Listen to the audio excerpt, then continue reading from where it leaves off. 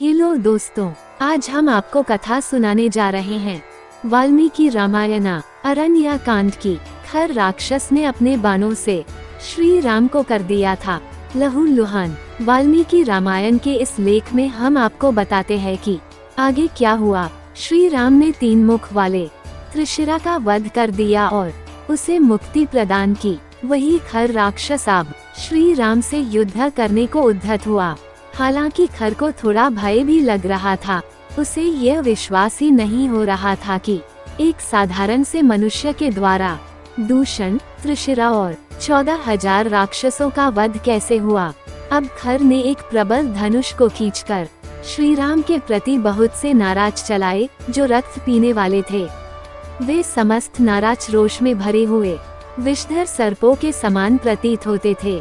उस महारथी वीर ने अपने बाणों से समस्त दिशाओं और विदिशाओं को ढक दिया। उसे ऐसा करते देख श्री राम ने भी अपना विशाल धनुष उठाया और समस्त दिशाओं को बाणों से आच्छादित कर दिया। जैसे मेघ जल की वर्षा से आकाश को ढक देता है, उसी प्रकार श्री रघुनाथ जी ने भी आग की चिनगारियों के समान दुसह सहायकों की वर्षा करके आकाश को ठसाठस भर दिया। वहाँ थोड़ी सी भी जगह खाली नहीं रहने दी।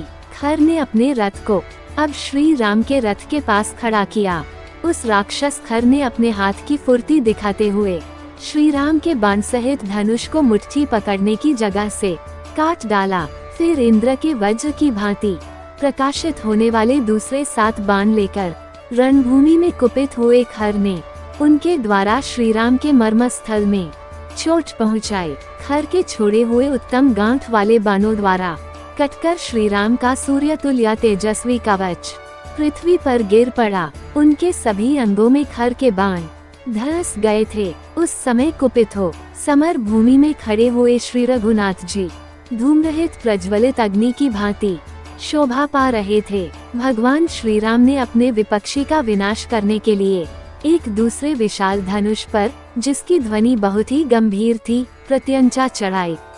महर्षि अगस्त्य ने जो महान और उत्तम वैष्णव धनुष प्रदान किया था, उसी को लेकर उन्होंने खर पर धावा किया। श्री राम ने सोने की पांख और झुकी हुई गांठ वाले बाणों द्वारा सम्रांगण में खर की ध्वजा काट डाली।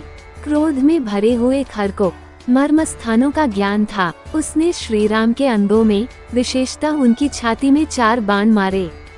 खर के धनुष से छूटे हुए बहुसंख्यक बाणों से घायल होकर श्री राम का सारा शरीर लहूलुहान हो गया।